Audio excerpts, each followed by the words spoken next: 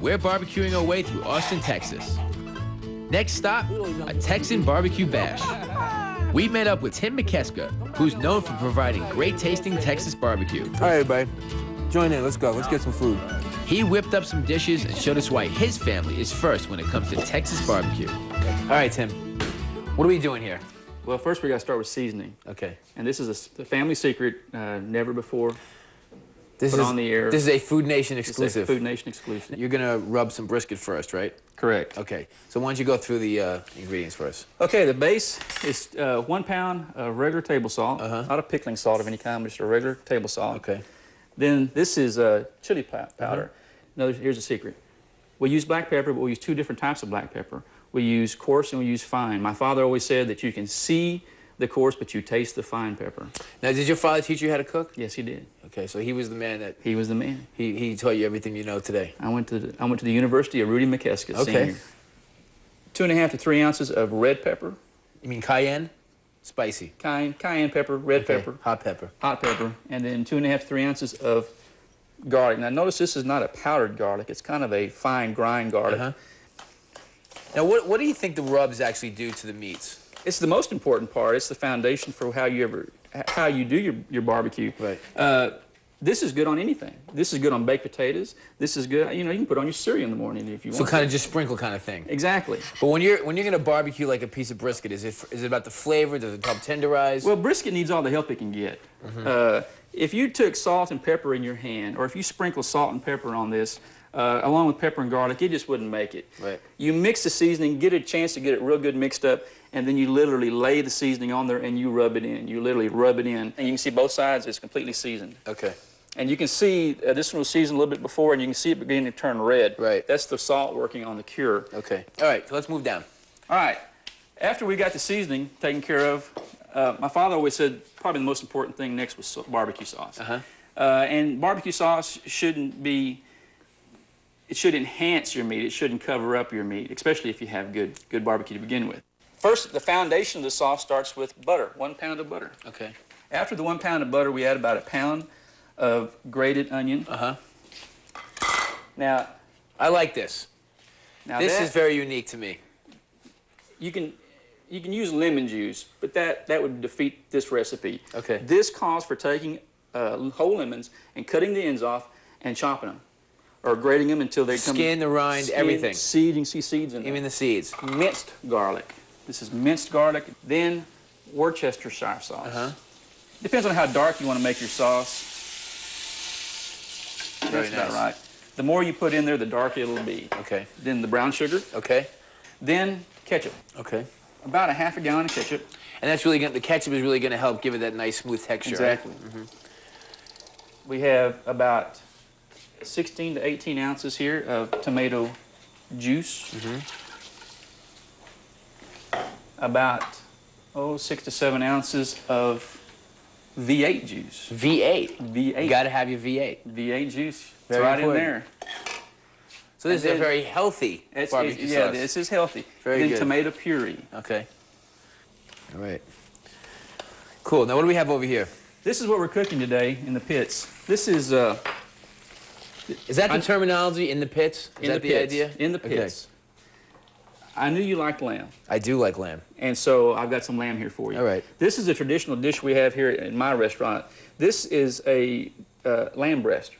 And this lamb rib or lamb breast has been around in our family for a long, long time. We've been serving it continuously for over 50 years. And you have how many restaurants? There are 4 family members still in the business. Really? And we have them in Temple, Taylor, El Campo, and Columbus, Texas. Wow, okay. This is short loin of lamb, or lamb loin, that I've split here, make it a little bit easier to cut later. This is boneless leg of lamb, the bone's been taken out. And then this, of course, is a baby back or a loin back pork rib. Oh, these are pork ribs. Okay, This so is these are pork rib. lamb This and is these are lamb. pork. That's Okay. pork rib. Do you ever make lamb ribs? This is lamb ribs. Oh, these are well, this is our idea of what Okay, lamb ribs I see are. what you're saying. All Or right, we so- call it mutton breast, Breast. or lamb Okay. ribs. When we return, we'll smoke up our meats. Don't go away. Welcome back to Food Nation. We're at a Texan barbecue bash in Austin, Texas. I got what I need. We just finished adding our rubs to our meats with Tim Mikeska. Time to barbecue. Smoking. This is pretty cool. You got some sausages in here already, Sausage right? already ready. Pork?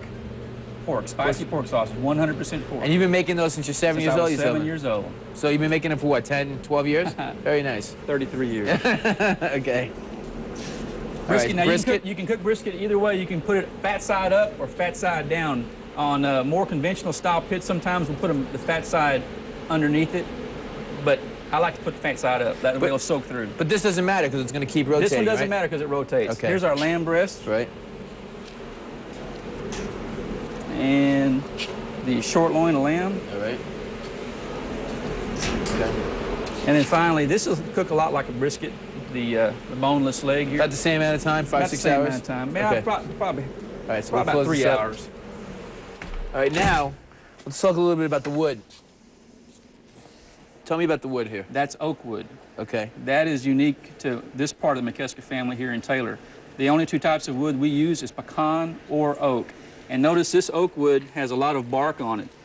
Your heat will come from the core of the wood, but your smoke and flavor will come off this bark here. So And all the flavor really, when this starts to burn, you're going to get it from the outside of it. exactly. This is where the smoke will come from. The heat will come from here. Okay, let's get this thing in the machine, because... Let's go. So just put it in? Just put it in there. There's no technical way to do this? No, sir. All right. Just make sure you keep everything with your hands out. Okay. Here we go. All right. And after being smoked for a few hours, the meats were ready. All right, Tim, so you know what? I guess what I'm going to do is I'm going to taste your brisket first. Okay. First and foremost. Is that your most popular dish? Yes, it is. Okay, so I might as well taste that. So just dip it in a little barbecue sauce or not? Yeah, if you want Okay. to.